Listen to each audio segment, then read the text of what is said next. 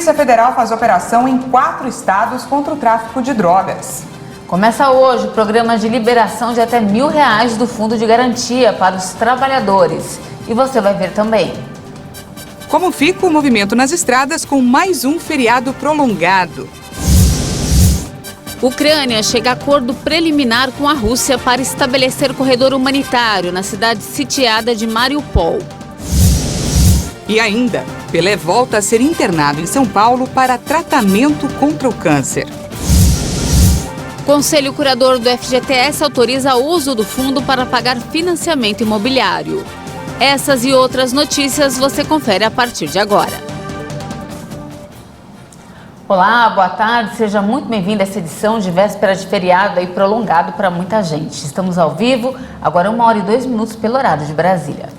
E vamos juntos dar uma olhada nos destaques desta quarta-feira no Brasil e no mundo. A Polícia Federal faz operação contra a organização criminosa que atua dentro e fora dos presídios com o tráfico de drogas e homicídios. A ação acontece em 4 estados. A Polícia Federal deflagrou a Operação Tabuleiro, com o objetivo de desarticular a estrutura regional de uma organização criminosa envolvida com o tráfico de drogas e outros crimes. São cumpridos mais de 82 mandados, sendo 47 mandados de prisão preventiva e 35 de busca e apreensão em Boa Vista, Roraima, na capital paulista, em Uberlândia, Minas Gerais e em Campo Grande, Mato Grosso do Sul.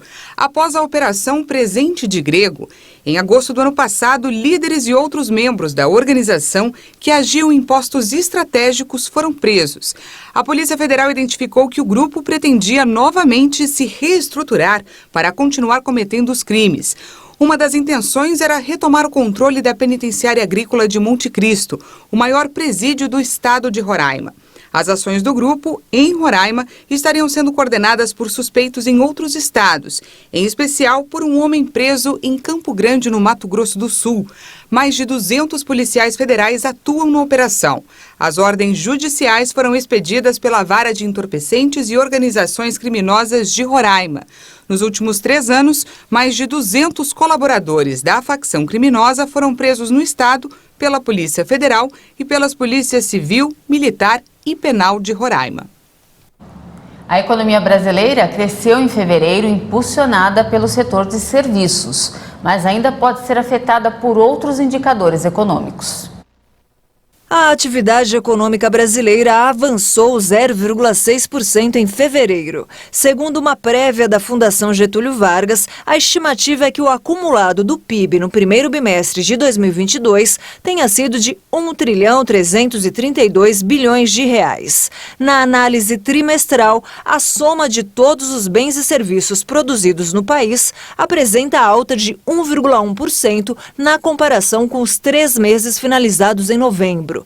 Já no ano, o crescimento da economia nacional é de 1,2%. De acordo com a FGV, o crescimento da economia brasileira segue impulsionado pelo desempenho do setor de serviços, com variação acima da observada na agropecuária e na indústria em praticamente todos os meses desde meados do ano passado. No período entre dezembro e fevereiro, o consumo das famílias cresceu 2,1% em comparação ao mesmo período do ano passado. O setor foi o único a apresentar taxas positivas, influenciadas pelo desempenho do transporte e alimentação. Hoje começou o programa de liberação de até R$1.000 do Fundo de Garantia para os trabalhadores. Nesta primeira fase serão beneficiadas quase 4 milhões de pessoas que nasceram em janeiro. Em tempos de crise, quando se fala em dinheirinho extra, muitos brasileiros já sabem para onde vai. Pagava as contas, né? Muita dívida por aí. Aluguel, faculdade, despesas de casa, basicamente isso. A partir do dia 20 de abril, os trabalhadores podem começar a sacar até R$1.000 das contas do FGTS. O valor liberado depende do saldo que o beneficiado possui em todas as contas do Fundo de Garantia do tempo de serviço. O dinheiro das contas do fundo, que é um direito do trabalhador com carteira assinada, só pode ser sacado em geral em situações específicas, como na demissão sem justa causa, na compra da casa própria ou na aposentadoria. A liberação dos recursos faz parte da medida provisória assinada em março pelo presidente Jair Bolsonaro, e está inclusa no programa Renda e Oportunidades. Ela se soma a outros benefícios que o governo vem concedendo, que é redução de tarifas de importação, redução de IPI, tudo isso de fato, tentando aquecer a economia no momento em que a inflação está mais alta. O calendário de pagamento extraordinário foi divulgado pela Caixa Econômica Federal conforme o mês do nascimento do beneficiário e vai ser realizado até o dia 15 de dezembro. Mas atenção, nem todo mundo tem direito a receber o dinheiro. De modo geral, é um benefício estendido a todos os trabalhadores que têm fonte. Aquele trabalhador que já realizou saques e que o saldo está zerado, provavelmente não vai ter acesso, né? Aquele aposentado que acabou de fazer o seu saque e tudo mais, né? Agora, a boa parte dos trabalhadores que possui fundo de garantia vai ter acesso a esse recurso. A partir de 8 de abril, o empregado já pode verificar o valor e a data que pode sacar o dinheiro, pelo site ou pelo aplicativo. A Caixa estima que sejam liberados 30 milhões de reais para pelo menos 42 milhões de trabalhadores. Na consulta pelo site do FGTS, o trabalhador consegue saber se tem direito ao saque extraordinário e consultar a data de crédito na conta Poupança Social Digital. No caso da consulta ser feita pelo aplicativo ou nas agências da Caixa Econômica Federal, é possível saber também o valor a ser creditado, consultar a data de crédito na conta poupança, informar caso não queira receber o valor, solicitar o retorno do valor creditado para a conta do FGTS e realizar alterações cadastrais para a criação da conta poupança social. Os nascidos em janeiro recebem o valor a partir do dia 20 de abril. Já os nascidos em fevereiro, dia 30. Para o especialista, apesar do valor modesto, o dinheiro deve ser usado com responsabilidade. Algumas dívidas que o trabalhador pode ter, seja no cartão de crédito ou no cheque especial, também estão aumentando. Então, quem tem empréstimos, né, e esse empréstimo está virando uma bola de neve, é bom tentar colocar essas dívidas em dia, exatamente para pagar menos juros ou tentar pagar definitivamente a dívida que tem. Uma família com pouca dívida acaba estendendo mais o orçamento familiar. Se a família está muito endividada, uma parte da renda vai direto dessas dívidas e fica mais difícil dar conta das despesas tradicionais de uma família. Então fica a dica. Se você tem direito ao saque extraordinário, use para quitar dívidas ou suprir necessidades básicas. E mais um rombo aí nos nossos bolsos. Depois dos reajustes da gasolina, agora foi o preço do etanol que subiu de uma vez. Em apenas uma semana, a alta do combustível foi verificada em 21 estados e no Distrito Federal. Pressionado pela queda na produção e atraso na colheita de cana-de-açúcar, o preço do etanol subiu 4,5% em apenas uma semana. O reajuste aperta ainda mais o bolso do consumidor, que já paga em média R$ 7,00 pelo litro da gasolina.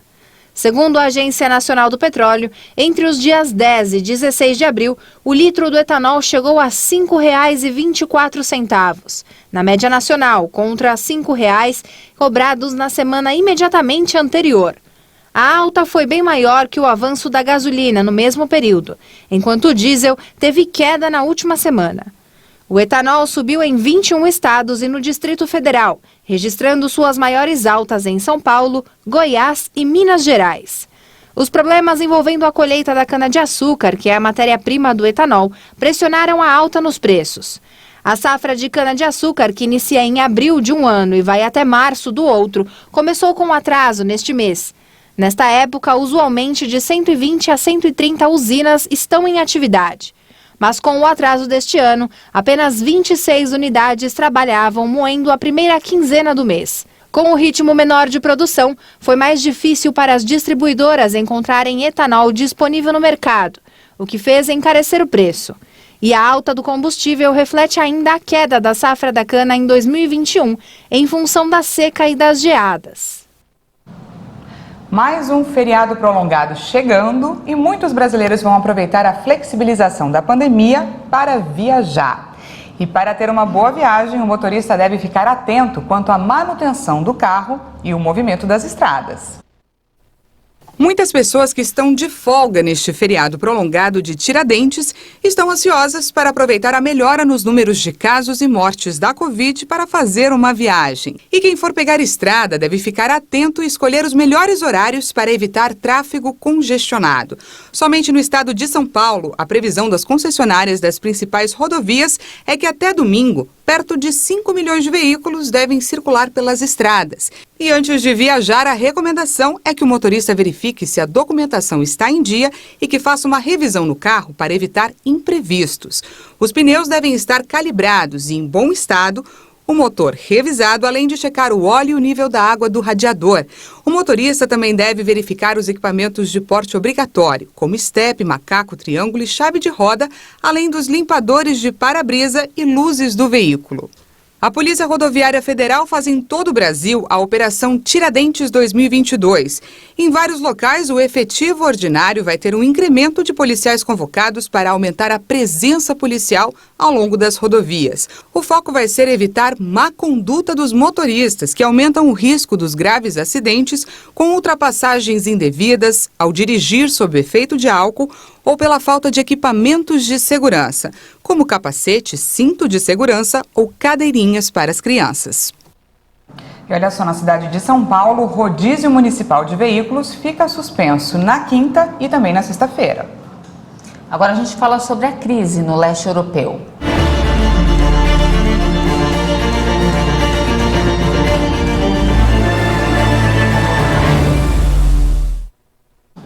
Nesse 56º dia de conflito, a Ucrânia chegou a um acordo preliminar com a Rússia para estabelecer um corredor humanitário para a retirada de mulheres, crianças e idosos da cidade sitiada de Mariupol.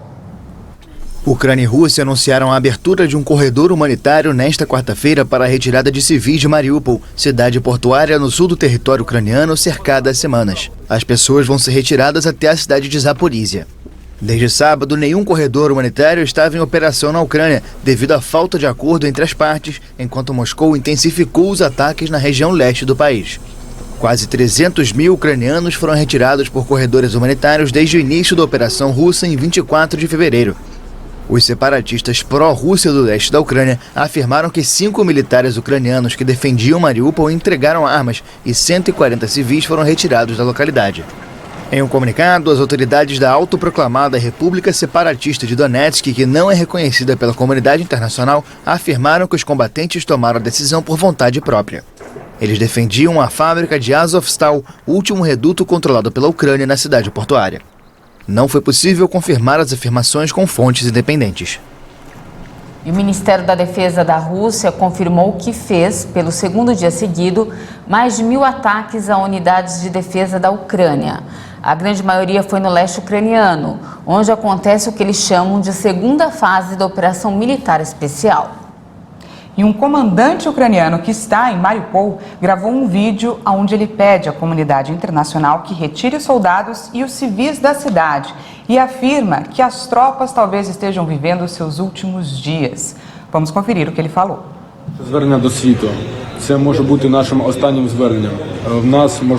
Este é o nosso último apelo ao mundo. Este pode ser nosso último apelo por nossas vidas. Talvez estejamos enfrentando nossos últimos dias ou até horas. O inimigo está nos superando em 10-1.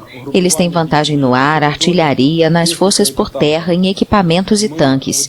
Estamos defendendo só um objeto, a planta de Azovstal, onde além de militares também há civis que são vítimas desta guerra. Apelamos e imploramos a todos os líderes mundiais que nos ajudem. Pedimos que façam um procedimento de extração e nos tirem do território para algum país terceiro. Todos nós, batalhão militar de soldados de Mariupol, mais de 500 combatentes feridos e centenas de civis, incluindo mulheres e crianças, imploramos que nos levem a um território seguro em um país terceiro. Obrigado. Ми просимо надати нам безпеку на території третьої держави. Дякую. Agora, mudando um pouco de assunto, passageiros de um ônibus ficaram ilhados por 7 horas no cruzamento entre as ruas 15 de Janeiro e Baixa Grande, na cidade de Lauro de Freitas, na região metropolitana de Salvador. O incidente aconteceu na madrugada desta quarta-feira, por volta de 1h da manhã. Assim como na capital baiana, chove muito na região metropolitana. O nível da água da chuva subiu muito e em pouco tempo, o que fez com que a água ultrapassasse a altura das rodas do ônibus, que quebrou na via. O resgate das 12 pessoas, que são funcionárias de uma mesma empresa, foi feita pelo Corpo de Bombeiros. As equipes usaram botes salva-vidas para retirar os passageiros de dentro do coletivo. Por causa da estrutura dos botes, que permite apenas o transporte de uma pessoa por vez, o resgate foi demorado. Todas as pessoas foram retiradas do coletivo e levadas para casa. Por sorte, nenhuma delas teve ferimentos. E já que estamos falando do tempo, vamos juntos ao vivo na câmera 3 até a Praça da República, aqui na região central, ver como está a temperatura hoje. Véspera aí de feriado prolongado. O dia começou gelado, o sol aparece entre muitas nuvens e o dia deve permanecer assim. De volta comigo na câmera 2, vamos conferir agora a previsão para algumas cidades do país.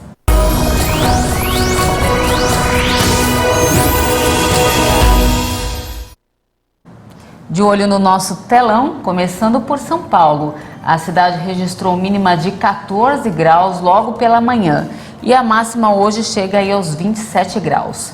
Em Rio Branco, no Acre, a mínima de 22 e máxima de 31 graus.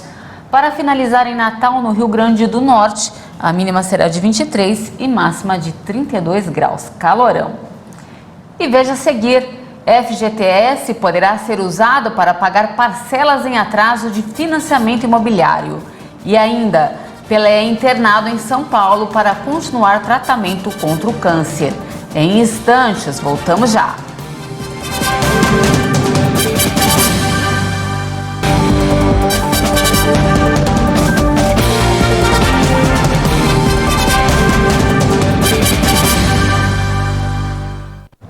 Já estamos de volta ao vivo, agora 1h21, e vamos para um balanço da vacinação contra a Covid aqui no Brasil. O país já aplicou mais de 425.301.000 doses de vacinas contra o coronavírus. De olho no nosso telão, vamos para o nosso vacinômetro. Segundo o Ministério da Saúde e as secretarias estaduais de saúde, a primeira dose foi aplicada em 83% da população, enquanto 76,36% dos brasileiros tomaram a segunda dose. E os que receberam a dose de reforço chega a 40% dos brasileiros. Mais de 56% das crianças de 5 a 11 anos tomaram a primeira dose da vacina contra a Covid e estão parcialmente imunizadas. E ainda sobre esse assunto, a média de mortes por Covid está abaixo de 100 após 102 dias. O Brasil registra em média 3.104 mortes por milhão de habitantes. O país confirmou mais 125 mortes por Covid-19 em 24 horas. O total de óbitos pela doença desde o início da pandemia já chegou a 662.151. Também foram registrados 14.131 novos casos de Covid-19 em um dia. Ao todo, já são 30.275.000 diagnósticos confirmados. A média móvel de mortes chegou a 94 vítimas diárias. A curva apresenta tendência de queda, com uma variação de menos 49% em relação a 2 semanas. A média de casos na última semana foi de 12.951 registros por dia. Os dados mostraram uma tendência de queda, com uma redução de 38% em relação a 2 semanas. E o Congresso Nacional vai analisar a regulamentação da teleconsulta, mesmo após o fim da emergência por Covid. Isso porque durante a pandemia, mais de 6 milhões de brasileiros foram atendidos de maneira remota.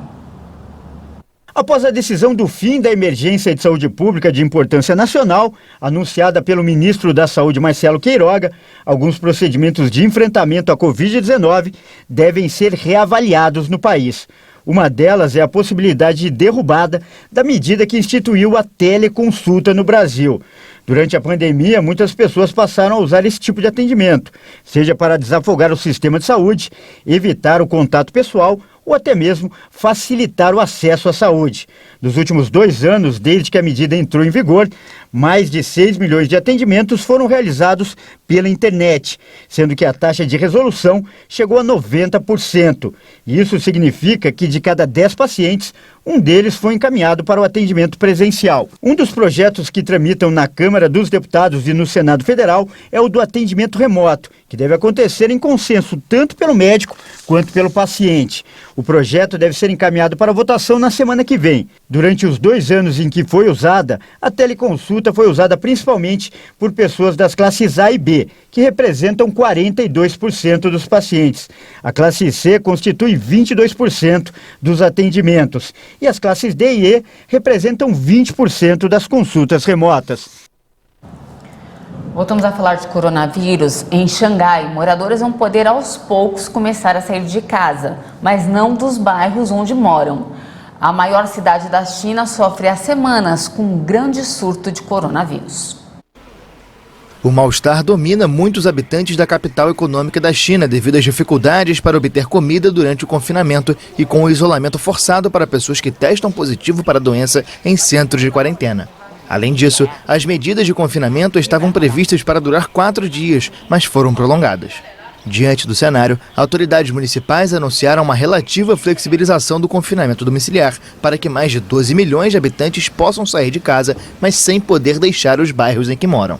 A China ainda defende a estratégia de tolerância zero com a Covid-19 e mostra muita prudência diante dos contágios, especialmente entre idosos, pessoas vulneráveis e não vacinados. As medidas não conseguiram conter o foco da doença em Xangai, que registrou mais de 18 mil novos casos nesta quarta e 7 mortes, todas de pessoas com comorbidades e 5 delas com mais de 70 anos. Desde o mês passado, a capital econômica da China acumula mais de 400 mil infecções e 17 mortes provocadas pela doença. E mudando de assunto, o ex-jogador Pelé, de 81 anos, voltou a ser internado em São Paulo para dar continuidade ao tratamento para o câncer de cólon, que foi descoberto em setembro do ano passado. As condições clínicas são boas e estáveis e a alta hospitalar deve acontecer nos próximos dias, divulgou o hospital israelita Albert Einstein em um comunicado. Pelé terá que ir à clínica pelo menos uma vez por mês para realizar exames e seguir o tratamento de quimioterapia contra o tumor no cólon. Embora o ex-jogador tenha permanecido ativo em suas redes sociais, ele não voltou a publicar imagens recentes suas. No entanto, após a detecção do tumor, Pelé e sua família destacaram seu bom estado de saúde. Antes do diagnóstico no cólon, quando ficou internado por um mês entre agosto e setembro do ano passado, o ex-craque do Santos e da seleção brasileira foi internado em Paris em 2019 e transferido para São Paulo para retirar uma pedra nos rins. E antes de encerrar, ainda temos uma boa notícia. O Conselho Curador do FGTS autorizou o uso do fundo para pagar até 12 parcelas em atraso do financiamento imobiliário. E quem traz as informações para a gente é o repórter Almeida Júnior. A medida começa no dia 2 de maio e vai até o dia 31 de dezembro. Segundo o Conselho, o benefício vai facilitar o atendimento ao trabalhador. O novo limite de 12 prestações atrasadas vai integrar o valor a ser abatido, que antes era de apenas 3 parcelas em atraso. Muito obrigada pelas informações, não temos mais tempo, essa sessão fica por aqui. Obrigada pela sua companhia e um ótimo dia para você. Até mais. Uma ótima quarta-feira para você. Não se esqueça que daqui a pouquinho Juliana Dariva chega com mais informações. Até mais.